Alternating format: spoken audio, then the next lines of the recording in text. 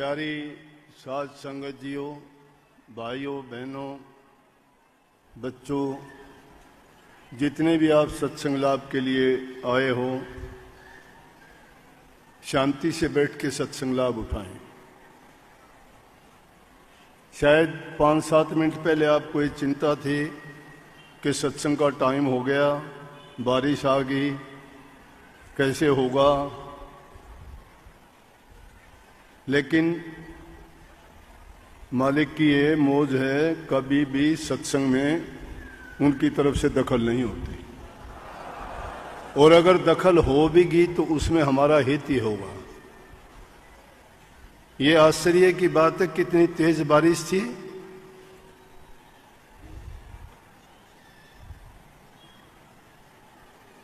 के बात से कोई खास बात थी थारी, तो मैं बंद कर दूं, थमा जाओ रे।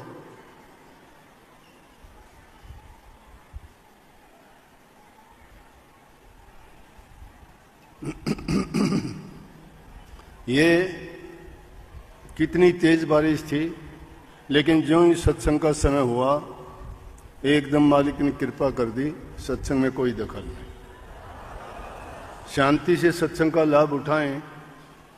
हर सप्ताह, हर रविवार को किसी न किसी आश्रम की शाखा में सत्संग होते हैं। हम मौसम का, समय का इंतजार नहीं करते, क्योंकि कभी सर्दी होगी, कभी गर्मी होगी, कभी बरसात होगी, कभी आंधी तूफान भी आएंगे। समय चलता रहेगा। अगर हम ये इंतज़ार करें कि अच्छा मौसम होगा, सर्दी नहीं होगी, गर्मी नहीं होगी, बरसात नहीं होगी, उस दिन सत्संग रखेंगे। सत्संग को समझना ही सत्संग है। कितनी बार सत्संगों में पहले भी फरमाता रहा हूं, वही वाणी स्वामी जी महाराज की भी है। उन्होंने जो हमारा भरोसा, हमारा विश्वास डगमगा जाता है, उसी के लिए कहते हैं। जो पुरानी हमारी बुरी आदतें हैं उनको नहीं त्यागते, उन्हीं के लिए चेतावनी देते हैं। और वाणी में सब कुछ कह दिया, एक लाइन में ही आ गया कि हमें सत्संग करते कितने दिन बीत गए, लेकिन हमने पुरानी आदत को नहीं छोड़ा है। चेतावनी देते हुए कहते हैं कि सत्संग करते बहुत दिन बीते, अब तो छोड़ पुरानी बाण। इसीलिए मैं मुख्य करके कहता हूं, बात आपने सुन ली होगी, आपको याद भी होंगी, लेकिन अंतर क्या है सुन लेने में और याद कर लेने में। जब तक आप उसको अपनाओगे नहीं तो उसका फल आप प्राप्त नहीं कर सकते। वही बात कही है।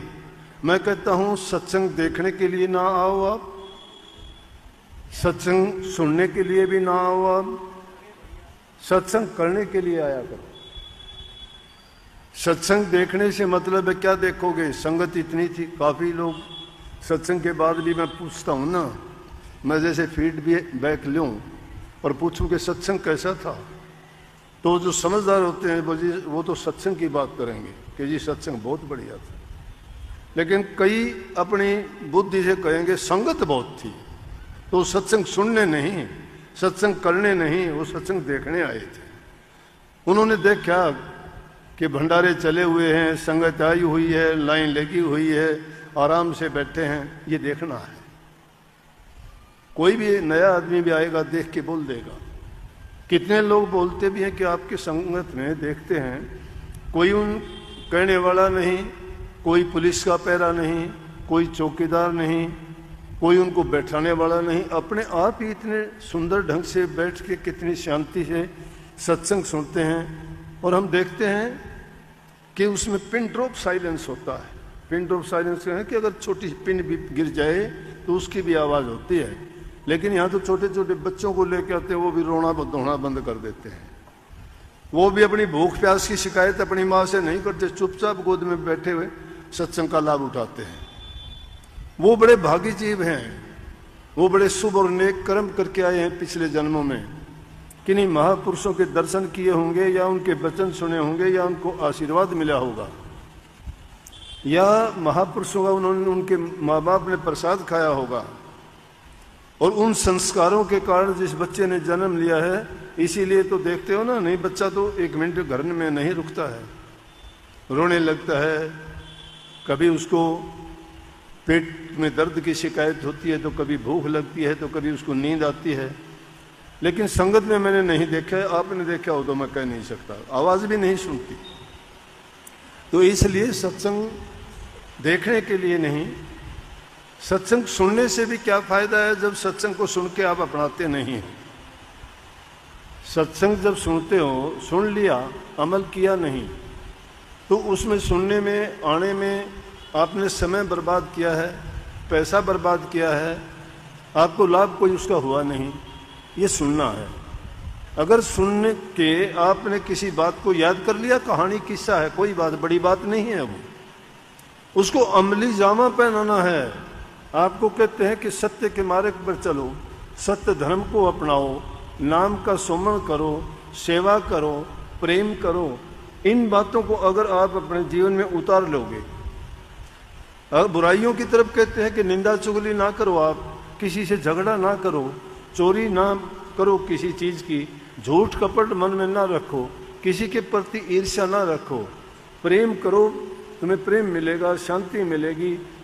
तो प्रेम और शांति जहाँ है, वो इंसान को मन में अच्छी भावना, अच्छे विचार पैदा होंगे। और जब मन तुम्हारा दुखी होगा तो कभी आप बाहर से भी किसी से ना ढंग से बात कर सकते हो, ना शांति से रह पाते हो। फिर वो बात बिल्कुल मिथ्या हो जाती है कि आपने जो नाम लिया है, कि नाम लेके उसकी आप कोई अभ्यास करते हो, या कोई ध्यान करते हो, या कोई उसका सिमरण करते हो। उनका सिमरण आप नाम का करते नहीं हो तो ध्यान कहाँ लगेगा आपका? ध्यान तो उत्पात में लगेगा, जो आदतें मन में बनाई हुई हैं उनमें लगेगा। इसलिए मैं कहता हूँ सत्संग करने के लिए आया करो। सत्संग का क्या है कि सत्संग में जब आते हो, 3 चीज़ों को खुला रखो, हृदय को, आँखों को और अपने मन को। मन को साध के रखो, आँखों की दृष्टि गुरु जो तुम्हें उपदेश करता है उन पर जमा के रखो, और हृदय को इसलिए खुला रखो कि जो बातें कही जाती है उसमें एक एक करके मन के अंदर उनको बैठा लो। स्वामी जी महाराज अपनी वाणी में ही दूसरी जगह फरमाते हैं कि दरस करे, 3 ही चीज़ों से इंसान को सब कुछ मिलता है, तीनों इंद्रियों के द्वारा सारी शक्ति का नाश भी करता है, आँखों के द्वारा, कानों के द्वारा और जिह्वा के द्वारा। ये 3 ऐसे स्रोत हैं जिनके द्वारा हम सारी शक्ति को क्षीण करते हैं। इसीलिए संतों ने 3 बंद लगाने के लिए कहा। और उनका लाभ कब होगा? उल्ट के ये ही बताया। वैसे तो मोटा मोटी अगर दुनियादारी की तरफ से भी देखोगे, बुरी तरफ चीज़ की तरफ ना देखो, अपनी आंखों को बंद कर लो। बंद कर लेने का मतलब ये नहीं है कि देखो ना, देखते हो लेकिन उस बुराई को ना देखो, उस अवगुण को ना देखो, नहीं तो हमें अवगुण देखने की आदत पड़ जाएगी। लोग निंदक क्यों बन जाते हैं?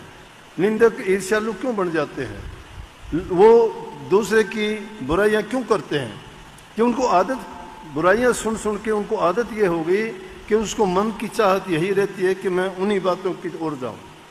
अगर सच्ची, अच्छी और जो गुणकारी और लाभकारी बातें हैं वो सुनने की आदत अगर डाल ले इंसान, तो उसको फिर वो बुरी बातें अच्छी नहीं लगती, उसको मन को आदत नहीं पड़ेगी।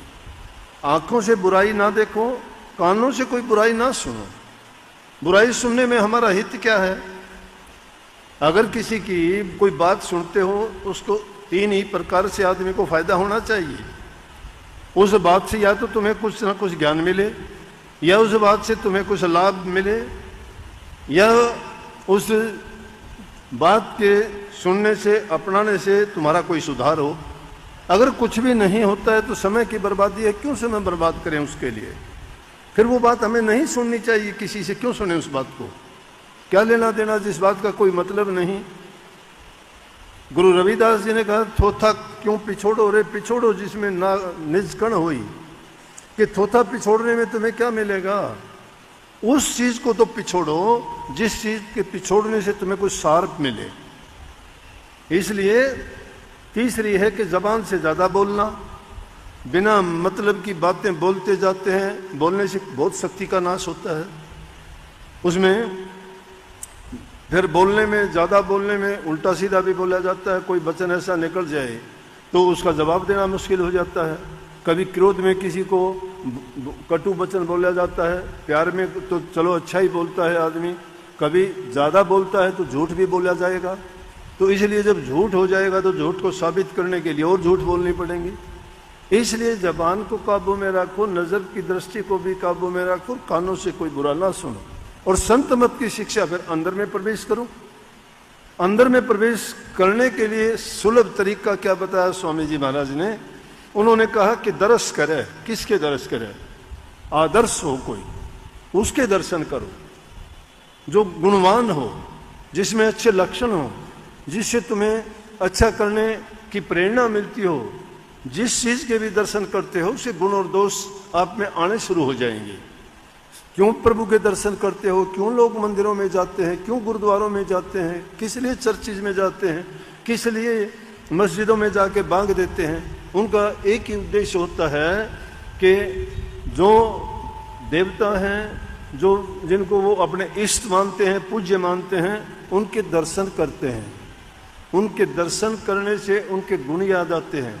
उनके गुण याद आने से उनके हृदय पे, उनके ख्याल और विचारों पर ये असर पड़ता है कि उसी ढंग के वो अपना व्यवहार करना शुरू कर देते हैं। इसीलिए कही कि दर्श करें। दर्शन करने में बड़ी शक्ति है, दर्शन करने में बड़ी शक्ति है। जिसके दर्शन करोगे वैसे ही गुण उसमें आ जाएंगे। किसी के भी दर्शन ना करो तो सबसे पहले उठ के, जो तुम्हारे भाग्य नसीब में लिखा है बताता हूं मैं, कि तुम उठते ही अपने हाथ के दर्शन कर लिया करो। तुम्हारे हाथ में जो रेखाएं लिखी, तुम्हारा कर्म और भाग्य देख लिया करो उसमें। पहले किसी दूसरे आदमी के अगर दर्शन कर, कभी नहीं कहते क्या, किसी आदमी के दर्शन करने से आपको दिन में कोई दुर्घटना, बुरी बात हो जाती है, कोई लड़ाई झगड़ा हो जाता है, तो आप कहते हो पता नहीं आज किसके दर्शन करे थे। जब भी कहीं जाते हो तो आप अच्छा सोच के जाते हो, अच्छे करते हो कि भाई दर्शन करके जाएं। इसलिए महापुरुषों के पास जाने, स्वामी जी महाराज ने कहा कि दर्श करें। सबसे पहले महापुरुषों के दर्शन करो, फिर वचन सुनो। वचन कैसे सुनो? एकाग्रचित होकर सुनो। ये नहीं कि थोड़ी आवाज हुई तो उधर देख लिया, उधर। उनका मन नहीं टिकता, उनको और कुछ चीज की तलाश है। अरे जिसको, जो सत्संग के लिए आए हैं, उनको उस वचन की तलाश है। उनको गुरु के वचन उनको ऐसे प्यारे लगते हैं जैसे माता को अपने बच्चे की तोतड़ी बात भी अच्छी लगती है। वचन प्यारे गुरु के ऐसे, जस माता सु तोतरी बात, उठत बैठत सोवत जागत, खावत पीत बिसर नहीं जात। ऐसी लगन गुरु संज्ञा की, वो गुरुमुख परमार्थ पात। ऐसी लगन जिस गुरुमुख की हो जाती है, वही गुरुमुख परमार्थ को प्राप्त कर लेता है। वही पूरा धर्म के मार्ग पर चलना शुरू हो जाता है। उसकी मन बुद्धि सही हो जाते हैं उसके, क्योंकि विकार निकलने से वो पवित्र बन जाता है। इसलिए कही कि दरस करे वचन पुनि सुने। वो वचन सुनोगे तो वचन से तुम्हारे विचार बदलते चले जाएंगे, बदलते चले जाएंगे। इसीलिए इस वाणी में आगे कहा कि लागे रहो कभी न कभी शायद तेरा मन मान। ये नहीं कि छोड़ के चले जाओ, नहीं, लगे रहो, छोड़ो मत। कि लगे रहोगे तो कभी ना कभी तुम्हारी संभाल जरूर हो जाएगी। वो अगर लगे नहीं रहे और तुमने अपने आप को डामाडोल कर लिया तो किसी काम के भी नहीं रहोगे। इसलिए कही कि वचन पुनि सुने, सुन सुन के गुणे, उनको अपने हृदय में रख ले, उन गुणों को अपना ले, जीवन में उतार ले, उनके अनुसार वो जीवन जिए अपना। उन वचनों को अपने हृदय में उतार के अपने जीवन को उसी के अनुसार चलाए। धीरे धीरे करके और क्यों रूप बदल जाता है? क्यों कह दिया कि संत काग से हंस बना देते हैं? काग से हंस बनता हमने नहीं देखा, कभी नहीं बनता। लेकिन जब इंसान की काग वृत्ति छूट जाती है, जो निंदा चुगली बुराइयां करता था उनसे दूर हो जाता है, जो विषय विकार गलतियां कर पाप कर्म करता था उनको छोड़ देता है, और वो उस हंस की भांति हो जाता है जो देखने में सुंदर लगता है, शांत रहता है, किसी को कोई तकलीफ देता नहीं है, सब देखने वाले उससे प्यार करते हैं। लेकिन कौवे को देख के सबके दिल में नफरत होती है। तो गुरु काग से हंस बना देते हैं। काग से हंस का मतलब है कि वो काग जैसे दुर्गुणों को निकाल के हंस जैसे गुण उसके अंदर भर देते हैं। इसलिए कहिए कि जब तुम सत्संग में जाते हो तो इतनी बातों को अपनाते चले जाओगे, वो सत्संगी कहलाता है। और जो गुरु के वचन की पालना करता है वो गुरुमुख कहलाता है। और जो मन मर्जी के काम करता है वो मनमुख कहलाता है। मनमुख को गुरु की बात अच्छी नहीं लगेगी, मनमुख को, क्योंकि मन काल का एजेंट है। मन जो काम करता है वो गुरु के वचन की नहीं, वो जो काल के कहे की बात है वो उल्ट, उसकी बुद्धि उल्टे, उसके विचार उसको दुष्कर्मों की ओर खींच के लेके जाएंगे। वाणी में भी तो सुनते आए ना, कई भी शब्द गाया करते हैं, कहते हैं कि मेरे पाप ही कर्म मुझको तुझसे ना मिलने देते हैं, जब चाहूं मैं दर्शन करना रोक मुझे वो लेते हैं। कौन रोक लेते हैं? वो दुष्कर्म, वो पाप कर्म। ये मन बड़ा शैतान है, इसलिए इस मन के रास्ते पे जो चल पड़ता है वो कहीं का नहीं रहता। मन तो छिन में तोड़ा, छिन में मासा, गंगा गए गंगा दास हो जाएगा, जमुना गए जमुना दास हो जाएगा, लेकिन मन के कहे में नहीं, गुरु की आज्ञा में जो चलते हैं, गुरु के वचन पर जो विश्वास और यकीन करते हैं, पूरी श्रद्धा लाते हैं, वो गुरुमुख कहलाते हैं। और जो गुरुमुख हो जाता है वो गुरु की बात उसको अच्छी लगती है, गुरु के दर्शन भी वो करना चाहता है। अंग संग हर समय सोते जागते उठते बैठते उसके हृदय में, उसके कर्म में, उसकी सोच, उसके विचार में गुरु ही गुरु होता है। गुरु और गुरु ये जबान से जो बार कहता रहे वो पागलों के काम है। जिसको जो वस्तु मिल जाती है, जिसका प्यार होता है, वो उसको छिपाता है, किसी को दिखाता नहीं। प्रेमी अपने प्रेमिका का नाम बताता है क्या किसी को? या प्रेमिका किसी को बताती है क्या? अरे प्रेम जिससे करते वो तो हृदय में रहता है, दिखाने की जरूरत नहीं। उसको कबीर साहब ने कही है कि आजा सतगुरु नैनन में, नैन झाप में लूं, ना मैं देखूं और को ना तो ही देखने दूं। ये है सच्ची प्रीति। कि सतगुरु कहता है कि सतगुरु तू मेरे नैनों में आके बैठ जा और मैं नैनों को, आंखों को बंद कर दूंगा, इन दोनों आंखों को ऊपर से पलकें डाल के बंद करके बैठ जाऊंगा, ना मैं खुद देखूंगा ना तुझे देखने दे। इतना स्वार्थ हो जाता है उसमें, मतलब इतनी प्रीति उससे होती है कि वो नहीं चाहता कि दूसरा कोई उसको शेयर करे, इसलिए उसका मन टिक जाता। अब भी नहीं टिकता कईयों को, कोई इधर देखता है कोई उधर देखता है, क्यों देखता है? उनका मन नहीं लगा हुआ। वो आ तो गए देखा देखी कि चलो, लेकिन उनका मन उनको करता है, कोई घर की चिंता, कोई बच्चों की चिंता, कोई चीज इधर उधर छोड़ के आ गए उसकी भी चिंता, और किसी को ये भी चिंता होगी घर वाले से कह के नहीं आई और जाते ही झगड़ा करेगा कहाँ गई थी। ये भी बात होती है कई बार। तो वो भी बात यहाँ बैठे जरूर है, लेकिन उसके मन में तो वही विकार चलते हैं। और जब मन में दूसरी बातें होंगी तो सत्संग के वचन उसमें प्रवेश नहीं करते। इसलिए हृदय को खोल के रखो, जो बात कही जाती हैं उनको एक एक करके अपने हृदय में जचा के ऐसे रख लो कि जब भी तुम्हें फुर्सत मिले, जब भी ख्याल और विचार आए तो वही बात उसमें निकल के आए। जो चीज हमारे हृदय में होती है वही प्रकट होके हमारी जबान से, हमारे कर्म से, हमारी चेहरे की भाषा से वो प्रकट हो जाएगी। बताने की जरूरत नहीं होती है। किसी से प्रेम होता है, देखते ही तुम्हारा चेहरा खिल उठता है फूल की तरह से।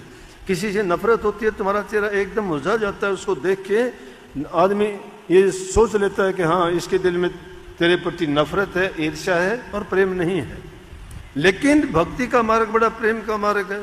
ये इंसान को शांति देता है, सब भ्रमों से निकालता है, इंसान को ये ऐसा संतोष दे देता है कि जिसके कारण ये भ्रमता नहीं है। ना ये दुख में ज्यादा दुखी होता है, ना सुख में सुखी होता है। क्यों? इसको पता है कि ये प्रभु की माया है कि मालिक जैसे रखता है वो वैसे रहना पड़ता है। मालिक की मौज और रजा में राजी रहना सीखो। उसकी जो इच्छा है, उसकी जो हमारे प्रति भावना है, या जो उनकी कृपा बरसती है वो होगी। हमारा सोचने से कुछ नहीं होगा, हमारी सोची नहीं होगी, प्रभु की सोची हुई होगी। लेकिन ये हमारे अख्तियार है, ये हमारा काम है कि आज़ादी हम कुछ भी कर सकते हैं, कोई हाथ नहीं पकड़ता कोई। लेकिन कर्म जो करेंगे उसका कर्म फल जो बनेगा उसका परिणाम तो हमें भोगना पड़ता है। इसलिए महापुरुषों ने प्रकट होके भटके हुए जीवों को ये रास्ता दिखाया। नहीं तो क्योंकि इंसान तो थोड़े से लालच के कारण थोड़ी सी देर के स्वाद आनंद के कारण, थोड़े से इंद्रिय भोग के कारण बहक जाता है। वो तो सोचता है कि इसी चीज में जो आनंद और रस आता है, लेकिन इन दुनिया के पदार्थों में रस आनंद नहीं है, इनकी तासीर नहीं है। ये इनमें तो आपको तुरंत थोड़ा आनंद मिल सकता है, मानूंगा ये बात मैं। ये दुनिया के रस और ये पदार्थ थोड़े समय के लिए तो आपको रस और आनंद दे देंगे, लेकिन स्थायी नहीं है।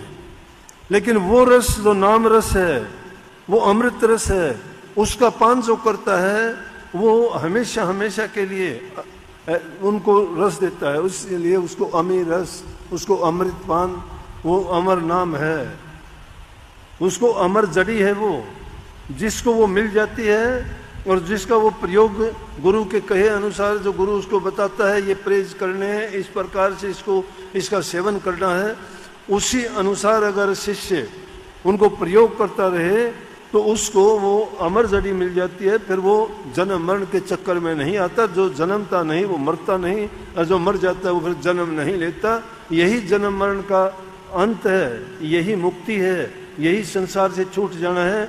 जीव का आना जाना इस संसार में दोबारा ना हो।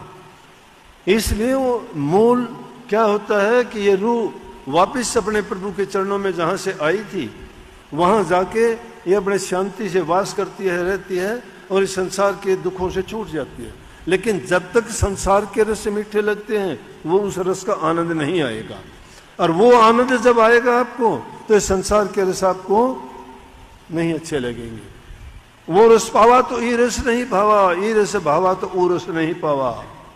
ये रस तुम्हें फिर अच्छा नहीं लगेगा। वो जब नाम का रस इतना आसान नहीं, इतना सस्ता नहीं।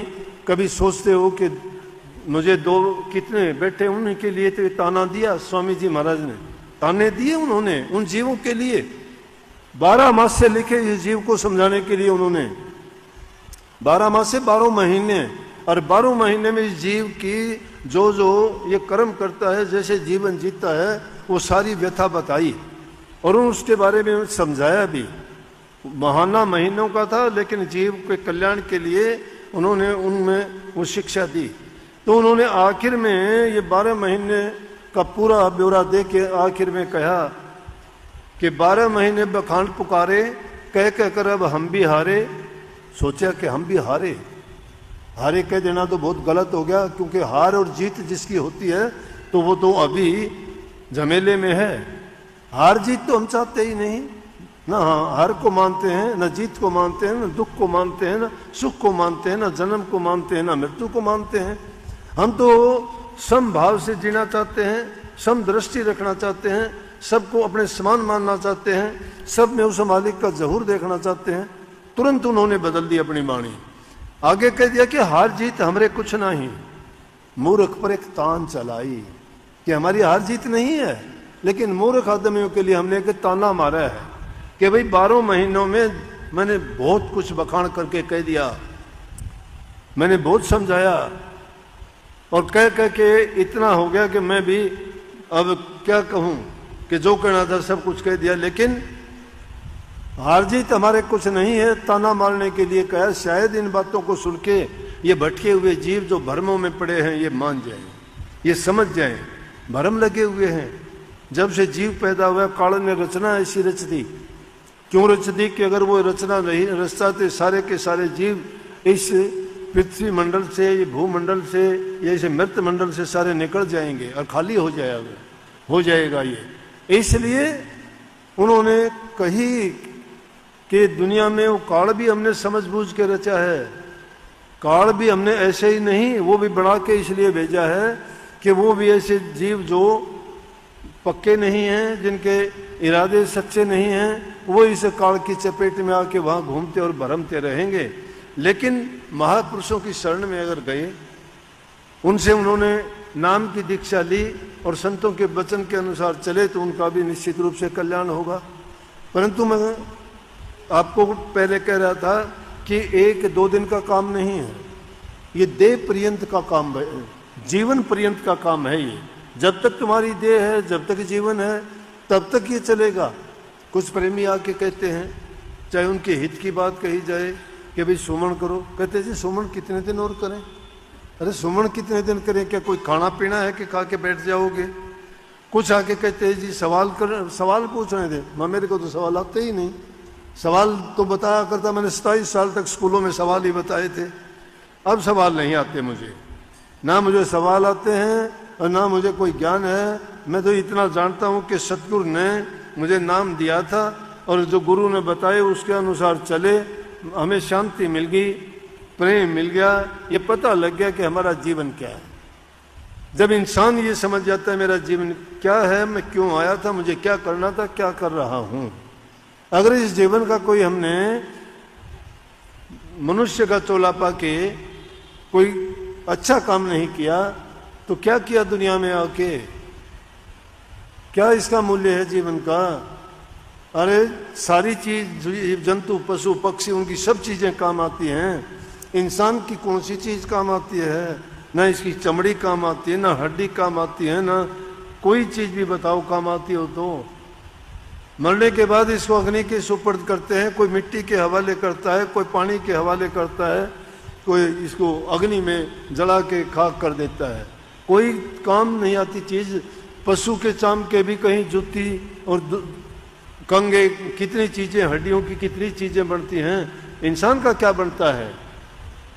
इंसान का बनना तो बहुत कुछ चाहिए था। इंसान का दर्जा बहुत ऊंचा है, जो देवताओं को भी दुर्लभ है। देवता भी ये कहते हैं हमें इंसान का चोला मिले, लेकिन इंसान है कि भूला हुआ है। वो सोचता है कि मैं 2 टाइम की रोटी खा लूँ और अच्छा जीवन जी लूँ, अच्छा पहन लूँ। कुछ दिन खाओगे पियोगे, लेकिन समय गुजरता जाता ये महल मकान कोठी बंगले धन दौलत सब यहीं रह जाएंगे। एक भी कोडी कोई साथ लेके नहीं जाता। इंसान के कर्म साथ जाएंगे।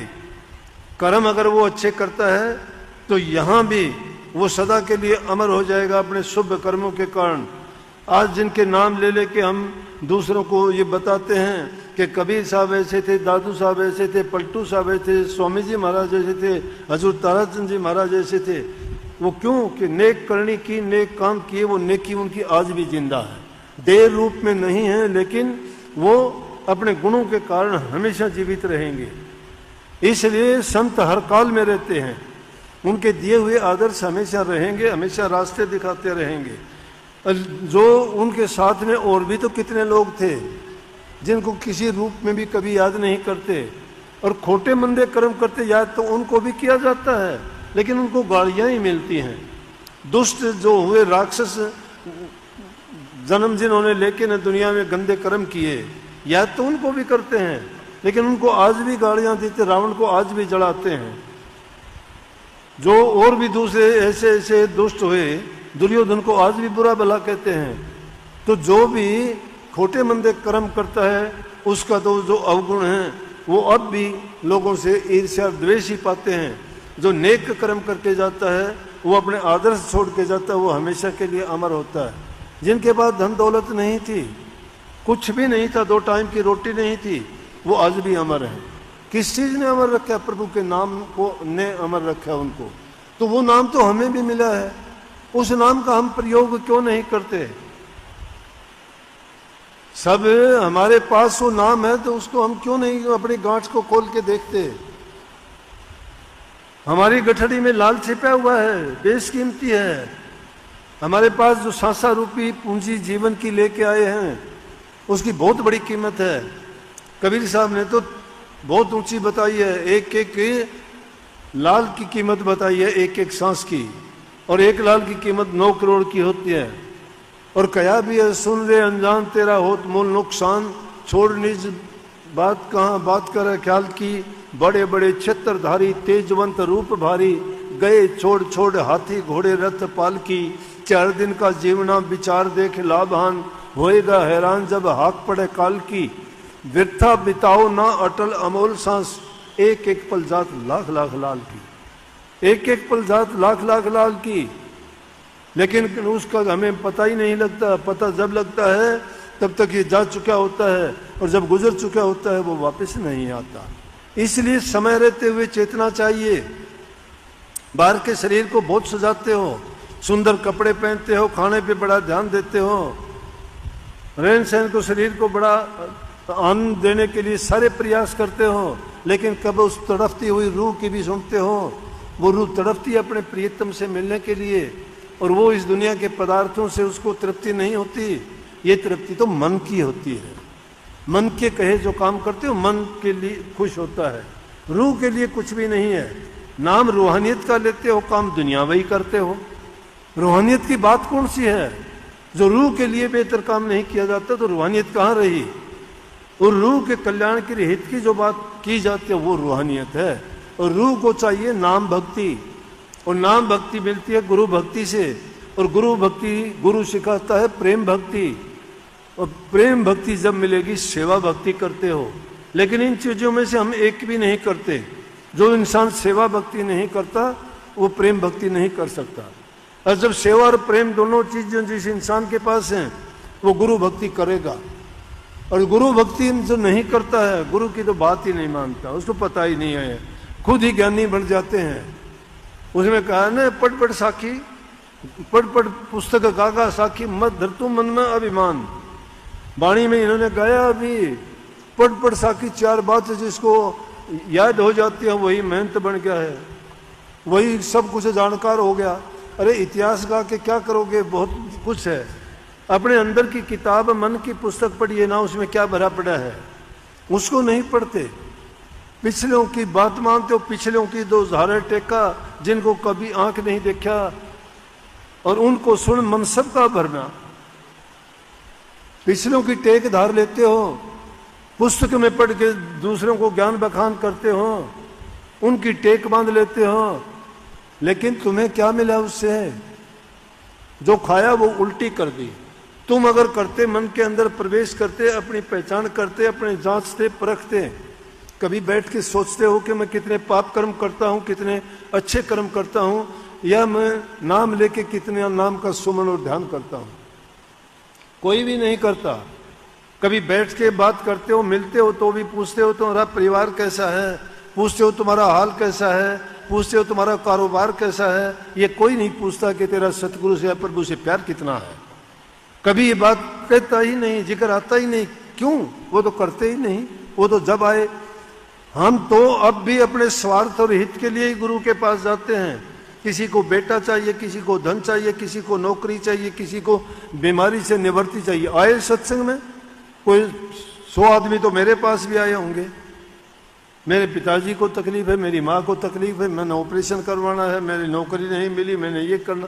अरे वही दुनियादारी की। तुम जाते सत्संगों में हो, दुनियादारी की बात लेके जाते हो, तो सत्संग भी दुनियादारी बना दी आप लोगों ने।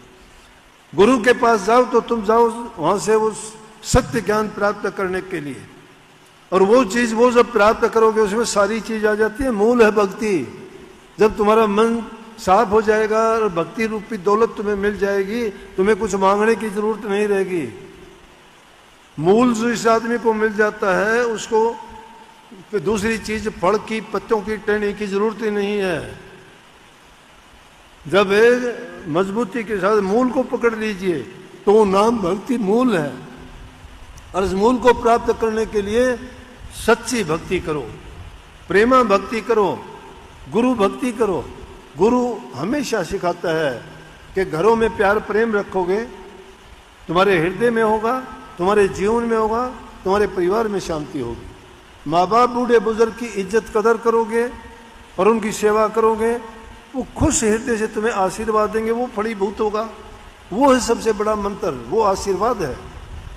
और जब किसी का दिल दुखा दिया, वो किसके आशीर्वाद देगा आपको? वो तो बद दुआएं देगा। बद दुआएं आदमी को बर्बाद कर देगा। आगे आग के पास जाओगे तो तुम्हें जला देगी, पानी के पास जाओगे तो ठंडक देगा। बद दुआएं अग्नि की तरह से है, जला देंगी इंसान को। और अगर किसी से प्यार भरी तुम आशीर्वाद प्राप्त करते हो तो तुम्हें ऐसी ठंडक देगा कि शांत कर देगा, बहुत खुशी देगा। इसलिए बूढ़े माँ बाप बुजुर्ग कोई भी हो, दीन गरीब दुखी है, उनकी सेवा करनी सीखो, तन से, मन से, धन से। धन नहीं होगा, तन सबके पास है। मान लिया तन भी कमजोर है लेकिन मन है, मन भक्ति में लगाओ, प्रभु में लगाओ, अच्छी भावनाएं रखो, नाम का चिंतन और सुमन किया करो, मन उस चीज में लगाओ। मन पवित्र सेवा, तन पवित्र सेवा किए, धन पवित्र किए दान, मन पवित्र हरि सुमरण से त्रिविध हो कल्याण। शास्त्रों का लेख है हमारा ये। तन की शुद्धता और पवित्रता किस चीज में? सेवा करने से होगी, नहीं तो ये तन किसी काम का नहीं है। और काम जितना तन से सेवा करोगे उतना ही मैं कहता हूं स्वस्थ रहोगे, रोग बीमारी से दूर रहोगे, निर्बलता दुर्बलता आपको छुएगी नहीं। लेकिन अगर तुम शरीर से काम नहीं लोगे, दुर्बल विचार होंगे तुम्हारे, दुर्बल शरीर हो जाएगा, सोच बुरी कमजोर हो जाएगी, बैठे बैठे उठ पटांग बात आपके मन में आएंगी। तो इसलिए इस मन को काम में लगाए रखो। हमारे ऋषियों की बड़ी अच्छी शिक्षा थी, उनके पास कुछ भी काम नहीं होता था तो उनको बोलते थे गोरख धंधा। कोई ना कोई ऐसी उलझन की चीज बना लेते थे, उसको खोलते रहते, बांधते रहते। कुछ भी नहीं तो वो अपनी गुदड़ी को ही सीना शुरू कर देते, फटे पुराने कपड़ों से गुदड़ी बना लेते, उनको सीते रहते, धागों से सजाते रहते उसी से। क्यों? कोई काम करना नहीं था ताकि मन शैतानी ना करे। ये मन को साधने के लिए मन में दूसरी भावना और विचार ना आए। लेकिन अपने मन में काम जो भी वो करते, काम में रुकावट नहीं डालता मन कभी भी। तुम भक्ति करते हो, भक्ति के रास्ते में काम बाधा नहीं है। कभी सोचते हो कि भाई भक्ति तो काम कैसे करें, अगर भक्ति करेंगे तो काम छूटेगा? नहीं, काम नहीं छोड़ना, काम करते करते ही भक्ति करोगे। जो काम नहीं करता वो भक्ति भी नहीं कर सकता। ये बहाने हैं। कोई अगर कहता हो वो कोई ध्यान नहीं है। अगर तुम एकांत में जाके बैठ जाते हो, आंखें बंद करके, कान बंद करके, और कुछ छोटा मोटा सुमन करते हो, मन तुम्हारा देश विदेशों में घूमता रहता है, वो सुमन नहीं है।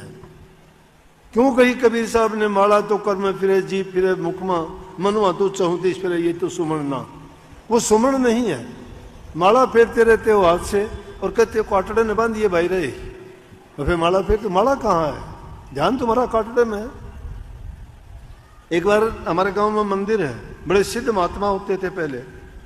जो इंसान सच्चा होता है, फालतू बातें नहीं करता, मन को हमेशा प्रभु में लगाए रखता है, तो उसकी वाणी में भी, उसकी दृष्टि में भी और उसकी सोच में भी सारी की सारी सिद्धियां होती हैं। वो दृष्टि डाल दे तो हर प्रकार के रोग बीमारी सब तकलीफ दूर हो जाए। लेकिन वो दृष्टि विशेष रूप से, अब संतों के पास भी जाके दृष्टि डलवाते। क्यों डलवाते हैं? संतों ने वो शक्ति हासिल कर रखी है ध्यान करके, और वो ध्यान आंखों के द्वारा किया जाता है और बड़ी शक्ति है एकाग्रता में।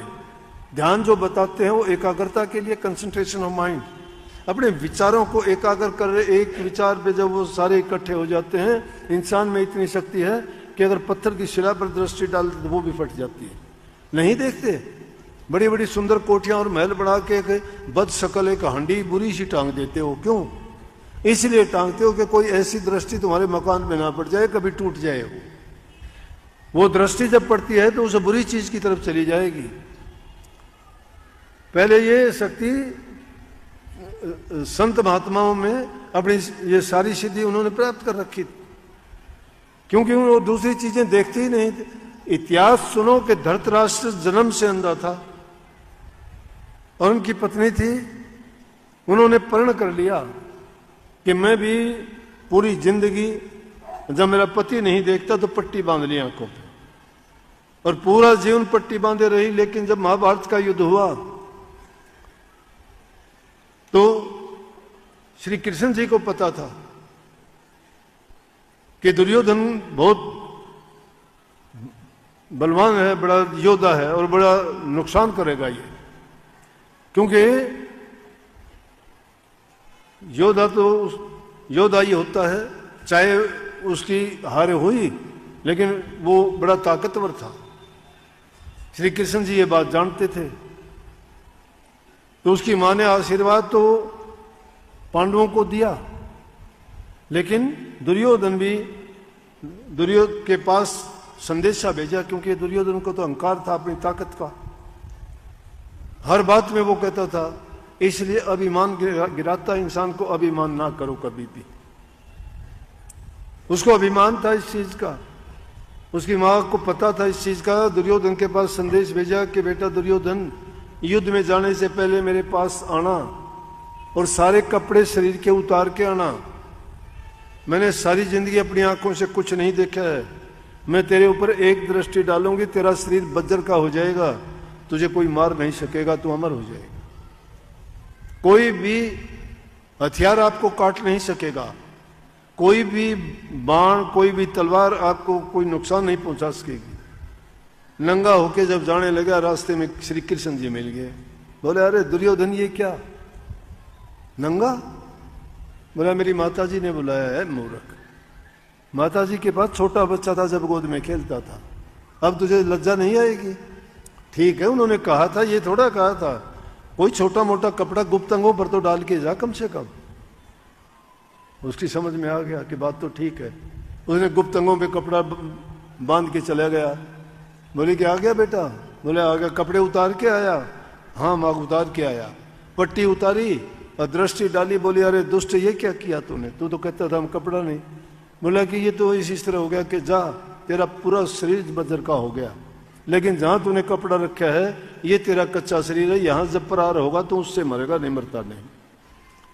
और महाभारत के युद्ध में वही हुआ। दृष्टि में ये शक्ति होती है। आप लोग ध्यान नहीं करते, आप ध्यान करके देखना, आप में भी वो शक्ति आ जाएगी। उतनी नहीं तो उससे कम आ जाएगी, क्योंकि हमारी शक्ति बहुत बिखरी हुई है। किसी ने 20 साल, किसी ने 30 साल जिंदगी के घर गृहस्थी में, समाज में, दुनियादारी की चीजों में लगा दिए। फिर भी अगर कोई घंटा 2 घंटा अभ्यास करता है दृष्टि का, तो मैं कहता हूं इसमें शक्ति आएगी। शक्ति तो देखो इतनी तो अब भी है। किसी को प्यार भरी दृष्टि से देखते हो, तुम्हारी आंखें हंसती दिखाई देती है। किसी को तुम दुश्मनी से देखते हो, क्रोध से देखते हो, लाल हो जाती है। करुणा से देखते हो, तुम्हारी आंखों से आंसू बह निकलते हैं। समुद्र भरा है क्या इसमें?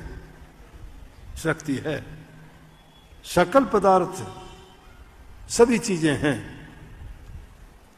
लेकिन हम कभी ध्यान ही नहीं जाता हमारा, और संतों के वचन पर विश्वास नहीं करते, क्रियात्मक जीवन नहीं बनाते, उन क्रियाओं को अपनाते नहीं हैं। अपना के देखो। अगर जबान से कहो कि हम कहें वही हो जाए, हो जाएगा। नाम का सुमरण किया करो, उसका लगन लगी रहे। लगन जब तक नहीं लगती तब तक कोई आपके काम पूरे नहीं होंगे। ठीक है, नाम आपका मिल गया, बुराइयां आपकी छूट की, बहुत बड़ी बात है, ये कम नहीं कहूंगा मैं भी गर्व महसूस करता हूं इस चीज का। लाखों आदमियों ने बीड़ी, सिगरेट, पान, तंबाकू, शराब कितने छोड़ दिए। सरकारें मुहिम चलाती हैं नशा छुटवाने के लिए। अपने यहां कोई ये नहीं बता सकता एक आदमी बीड़ी का भी कोई धुआं निकालता हो तो कितनी बड़ी बात है। पहली चीज तो यही है कि इंसान इस बाहरी जीवन कोई अच्छा और सच्चा बना ले, तो फिर तो अंदर से भी उसको साफ होने में देर नहीं लगती। अंदर से भी उसकी सफाई हो जाती है, पवित्र हो जाता है, शुद्ध हो जाता है, और उसकी शुद्ध भावना हो जाती है।